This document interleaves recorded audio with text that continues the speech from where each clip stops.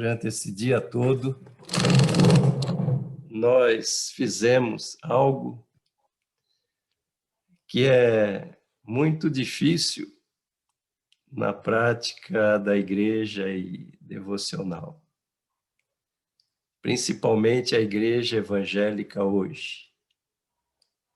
A igreja é muito chegada à celebração. A gente procura mais essa questão do louvor, o que está certo, o que é muito bom, mas a gente não tem muita facilidade com o lamento, com o choro, com a lágrima. É como se nós vivêssemos acima do solo, da terra. Eu não sei em que momento da nossa fé nós nos distanciamos do sofrimento, da dor, da aflição. Uma coisa que nós não vemos em Jesus, ao contrário, ao contrário. Então eu fico muito feliz porque hoje a gente teve esse momento de chorar, de lamentar, e essa coisa que nós ainda temos muito que aprender.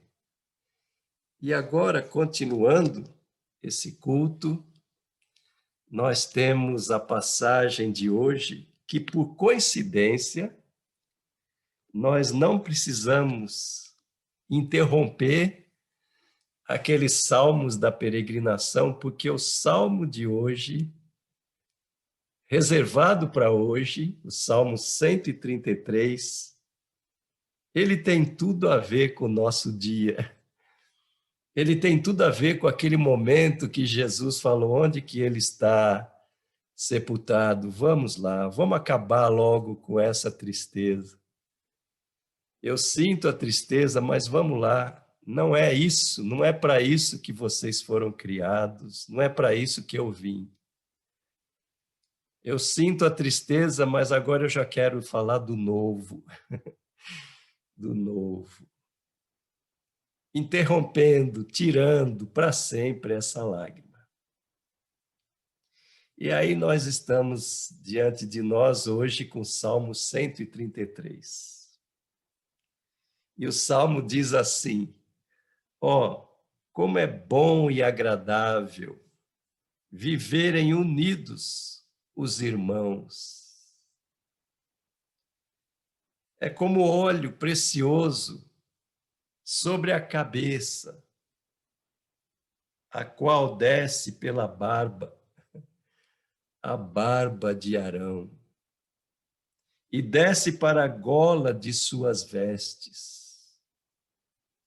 É como o orvalho do Hermon, que desce sobre os montes de Sião. Ali, o Senhor ordena a sua bênção e a vida para sempre.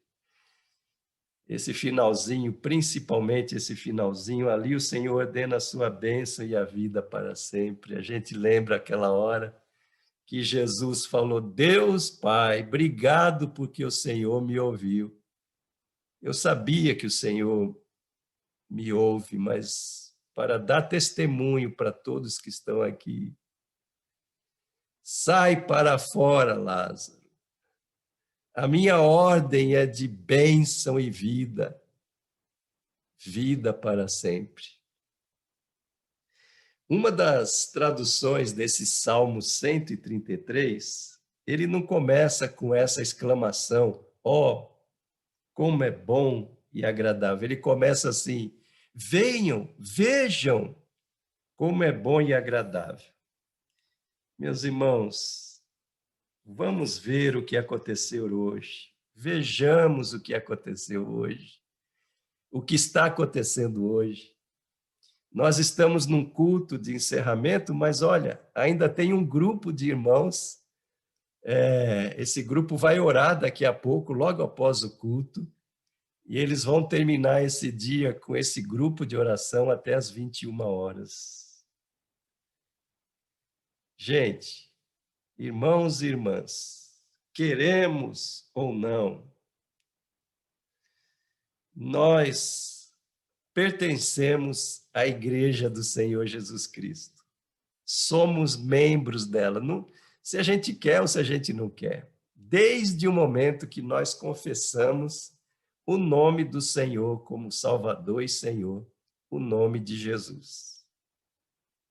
Assim como o pastor Eugene Peterson fala o seguinte, assim como uma pessoa, o ser pessoa, já implica pertencer a uma família, o ser cristão implica ser igreja. Mesmo que eu fale assim, eu não quero nada com a igreja, eu quero apenas com a minha fé. Não adianta. Para Deus, para a vontade de Deus, ele é membro da igreja. Ser membro da igreja é um fato espiritual básico, da raiz. Desde o momento que nós fomos batizados, que nós professamos a nossa fé, nós fazemos parte da igreja do Senhor Jesus Cristo. Isso quer dizer que a aliança de Deus com a gente, o agir de Deus em nossas vidas, ele é pessoal. A aliança é pessoal, mas não é particular, não é individual. O agir de Deus sempre é em comunidade. Nós podemos dar vários exemplos, mas nós não temos tempo hoje para isso. Mas só um exemplo. Em que momento Jesus agiu sozinho? O seu ministério sempre foi com os 12 discípulos, sempre. Não há ação de Deus individualista. É uma ação pessoal, mas em comunidade. Meus irmãos, vejamos o que aconteceu hoje. O que aconteceu hoje é assim, somos comunidade. Vivemos isso hoje de uma maneira muito intensa, mesmo nós separados uns dos outros. Essa coisa da comunhão. E o Salmo usa adjetivos para dizer isso. Meus irmãos, esse Salmo, ele é um Salmo que tem sabor. Esse é um Salmo que tem aroma. Esse é um Salmo dos sentidos. É um Salmo que nos mostra os sentidos bem, de uma maneira bem viva nele, principalmente por essa questão de que nós somos uma comunidade. Aí ele vai e diz dois adjetivos.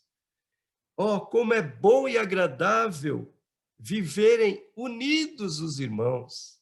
Dois adjetivos que se harmonizam e plenificam essa ideia da união. A ênfase do Salmo é o estar juntos, é o estar unido, é ter comunhão, é ser comunidade.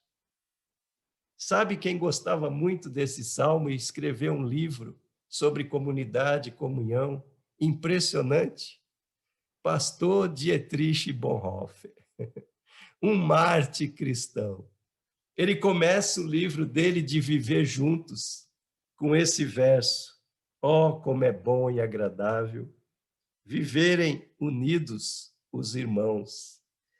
Nós poderíamos colocar adjetivos sinônimos à vontade.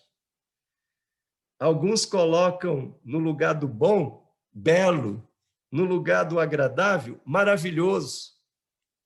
Outros colocam no lugar do bom, belo, colocam lindo. Ó, como é lindo a comunhão. Ó, como é linda a comunhão. E no lugar do agradável, maravilhoso, como é prazeroso. Como é prazerosa a união. Esses dois objetivos foram dados pelo salmista para dar profundidade real da comunhão, para dar a nós a realidade exata, a expressão exata da comunhão, do viver juntos, unidos. Hoje foi lindo, não foi? Hoje está sendo lindo. Hoje está sendo prazeroso.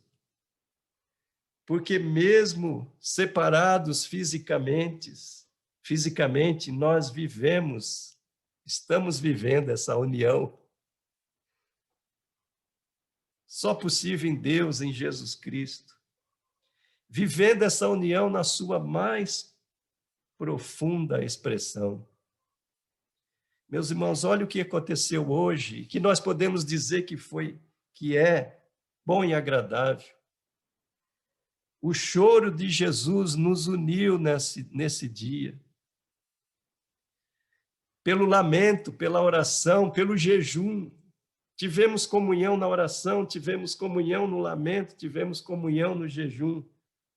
Isso quer dizer que nós deixamos de lado, secundário, as nossas diferenças tão polarizadas hoje em dia. Nós deixamos de lado. Olha, algumas expressões disso no dia de hoje. As diferenças geográficas. Nós podemos dar vários exemplos aqui, mas eu vou dar do Philip e da Jan. Eles estão na Inglaterra, mas participaram com a gente em comunhão. Nós tivemos também a presença da Roberta. Roberta é uma estudante, agora professora de universidade, em Alfenas. Ela estudou aqui em Viçosa. Ela esteve com a gente. A gente teve a Damares. Eu não sei onde a Damares mora, mas deve ser em São Paulo. Então, essas distâncias, essas diferenças geográficas foram deixadas de lado. As diferenças econômicas, as diferenças acadêmicas, deixadas de lado, não foram prioridade, não atrapalharam. As diferenças políticas, nós não ficamos discutindo sobre isso e aquilo, sobre este e aquele. Não, não é importante. A união é muito mais importante. As diferenças denominacionais. Em certo horário de grupo, nós tivemos a preciosa presença do cônego Lauro, padre na igreja de Fátima, orando junto com a gente. As diferenças doutrinárias hoje não fizeram valor nenhum, efeito nenhum. A lágrima nos uniu. E melhor, a lágrima diante de Deus, diante de Jesus, o nosso Senhor que nos ensinou. E não uma lágrima por nós mesmos, em primeiro lugar, não. A lágrima pelo outro. Meus irmãos, eu posso afirmar com toda a minha convicção, Jesus chorou quando ele viu a lágrima de Maria e a lágrima dos judeus, porque a lágrima é a maior expressão da nossa humanidade. É a lágrima que nos leva a ser gente. Por isso Jesus chorou, porque ele falou, é isso. A lágrima purifica e eu me identifico com ela. Vocês estão sendo tão transparentes, tão honestos, tão sinceros. Quando vocês choram, mesmo que as lágrimas não caiam, mesmo que seja uma lágrima do coração, a lágrima purifica vocês. Vocês se tornam gente como vocês foram criados. Mas melhor do que isso, a lágrima que vocês estão soltando porque alguém morreu, uma pessoa morreu, porque vocês amam o outro. A lágrima nos uniu nesse dia. A comunhão, a comunidade, o estar junto, é tão importante que o salmista usa duas imagens, dois símbolos. Ele fala primeiro, no verso 2, é como óleo precioso sobre a cabeça, o qual desce, já não tenho mais a barba, né? Desce pela barba, a barba de Arão, e desce para a gola de suas vestes. Então, esse primeiro símbolo, no versículo 2, o óleo. Meus irmãos, o que é o óleo? O óleo sempre significa na Bíblia, sabe o quê? A presença de Deus, do nosso Deus. Mas pensando no óleo, o óleo, ele brilha. Ele brilha. O óleo, ele se deixa aquecer pelo raio solar. Ele é aquecido. O óleo amacia a pele. O óleo perfuma a pessoa. Mas o salmista não está falando aqui qualquer óleo. O óleo já tem toda essa dimensão, essa expressão, essa qualidade. O óleo já tem o que nós falamos. Imagina isso em relação à nossa comunhão, ao nosso relacionamento com o outro. Imagina. Mas ele não fala só do óleo simplesmente, ele fala que é o óleo da unção. O óleo da unção, usado não num sacerdote, a unção do sumo sacerdote Arão, o primeiro, a referência, o que Deus chamou para dar início a esse ministério. E olha, essa questão que ele fala que é derramado na cabeça, isso é muito importante nesse salmo e nessa comunhão. É do topo. E a cabeça da igreja é o Senhor Jesus. É a partir de Jesus. Mas olha, uma vez derramado, ele não é contido. Ele desce. Ele vai até as vestes. Você já ouviu falar do sacerdote sem falar das vestes do sacerdote? Não existe sacerdote sem vestes. Não existe vestes sagradas sem o sacerdote. Uma coisa está ligada na outra. E o óleo vem da cabeça, é verdade, mas ele vai até as vestes. É para o povo todo integrado, o povo todo sendo beneficiado, sem exceção. Ele desce. Essa figura do óleo, na questão da comunidade, quer dizer, meus irmãos, que nós somos e podemos ser cada vez mais sacerdotes uns dos outros, homens e mulheres, irmãos e irmãs. O meu irmão é meu sacerdote, eu preciso dele. Eu preciso da palavra dele. Eu preciso do encorajamento dele. Eu preciso da fé dele, do testemunho. E olha, eu sou sacerdote do meu irmão. Que comunhão profunda que o salmista está nos falando que é bom e agradável. E acredito que hoje nós fomos sacerdotes uns dos outros. Como foi bom ouvir os testemunhos, ser edificado pelos testemunhos, pelas lágrimas sinceras. Fomos sacerdotes uns dos outros. A nossa conversa é a partir da palavra. O sacerdote ensina a palavra de Deus. O que faz sentido à nossa vida e que nós compartilhamos uns com os outros é o sacrifício vicário, sagrado, único, singular do nosso Senhor Jesus Cristo. Temos isso entre nós, somos sacerdotes uns dos outros. Nós oramos em nome de Jesus.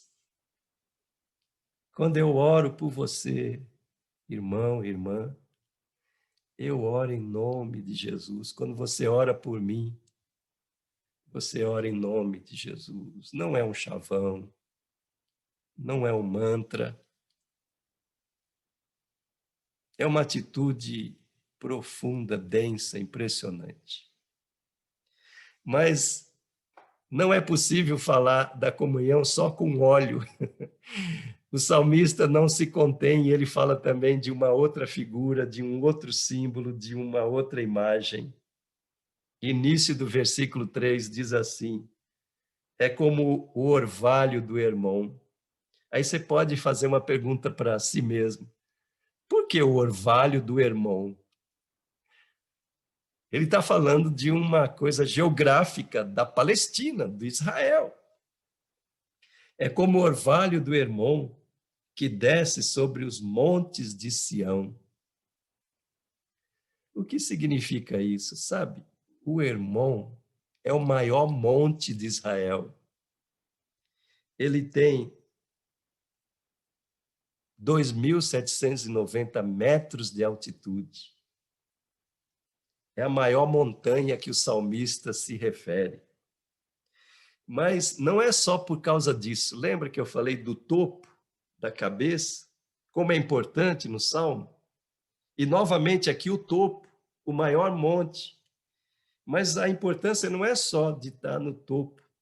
É que no orvalho do Hermon, quem visitou fala isso, confirma isso. Eu não visitei, mas os escritores, quem visitou, fala: não é possível você sentir o orvalho do Hermon sem se molhar, sem ficar molhado. E alguns comentaristas bíblicos falam que é um orvalho pesado, pesado nesse sentido de que molha para valer. Ele não vem simplesmente umas gotinhas, não, ele molha. É o orvalho que cumpre o seu papel, mas que nem o óleo, ele não pode ser contido em si mesmo, na cabeça, ele vai até a montanha mais baixinha. Sião é a montanha baixa, não é a mais baixa, mas é uma montanha baixa. Mas ele vai até a Sião. E sabe, entre Hermon e Sião, é uma área cheia de deserto.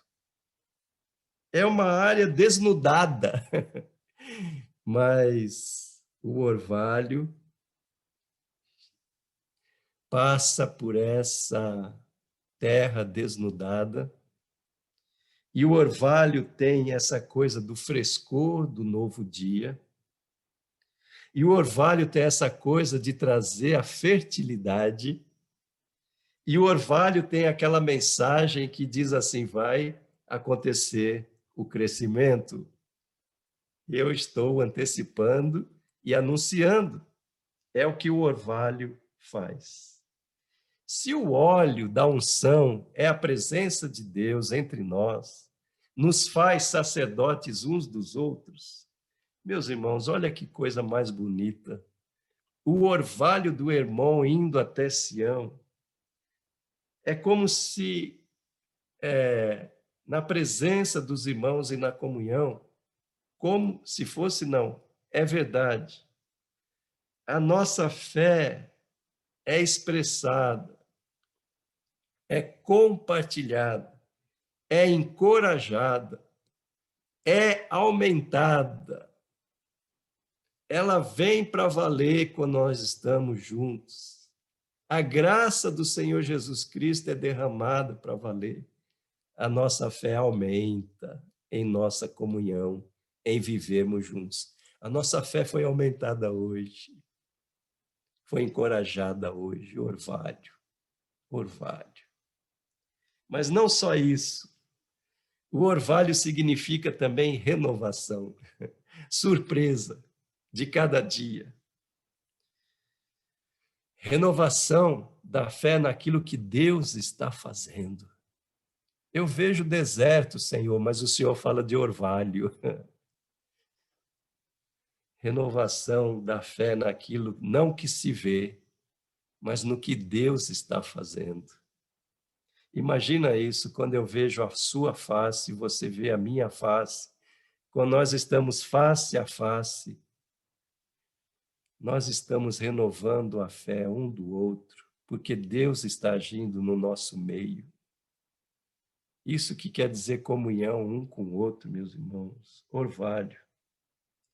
Então, quando a gente vê isso, eu vejo na face do outro, assim como Esaú viu na face de Jacó. Quando eu vejo a tua face, eu vejo a face de Deus, o sorriso de Deus.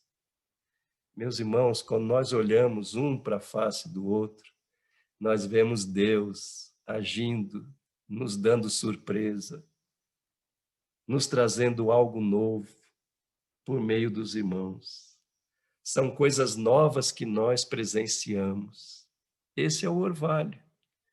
Muitas coisas novas hoje nós presenciamos e vamos presenciar. Óleo e orvalho. Duas coisas que tornam a comunidade mais prazerosa. Mais prazerosa. E eu termino com o Salmo, olha que coisa. Final do versículo 3. Ali, nessa comunidade, nesse viver juntos, nessa comunhão, nesse dia, o Senhor ordena a sua bênção e a vida para sempre. Lázaro não continuou morto. Não é isso que Deus faz. Isso é o que o pecado faz. O que Deus faz é a ressurreição da vida. E onde há comunhão, Deus ordena a sua bênção e a vida para sempre. Eu fico pensando aqui, quem escreveu esse salmo? A Bíblia nos fala que foi Davi. Mas olha, eu acho que esse salmo foi o Espírito Santo. Foi o Espírito Santo. Com a sua própria mão. Oh, como é agradável, eu estou confirmando isso, meus irmãos, como é agradável quando vocês deixam as coisas secundárias e vivem juntos e unidos. Como é agradável. Eu confirmo tanto isso porque eu, Deus, me disponho, tomo a iniciativa, me levanto para abençoar. Algo que só eu, Deus, posso fazer. Ninguém mais. Só uma pessoa podia levantar Lázaro da morte. Jesus, Deus, o Senhor. E quando existe a comunhão, existe a disposição de Deus. Ele se levanta. E ele não só tem a disposição, mas ele tem o poder. E o poder de Deus sempre é usado para o bem, para o nosso bem. E o que é que ele ordena? A bênção. A bênção. E nós experimentamos a vida para sempre. Meus irmãos, o clamor de hoje nosso tem uma esperança de que a partir da nossa lágrima, a gente se levante para abençoar as vidas que estão sofrendo hoje com esse evangelho, o evangelho de vida. Que a gente se levante assim como Jesus fala, onde que está? Onde que ele foi sepultado? Deixa eu ver. E que a gente vá com Jesus e fale, saia morto, saia você que já morreu, mas agora vive, vem para fora. Vamos desatar essas ataduras, ligaduras, panos que estão prendendo. Ele já não está mais morto, ele está vivo. Não vivemos a partir do coronavírus e nem do sofrimento. Vivemos a partir da vida, daquilo que Deus está fazendo. Assim seja.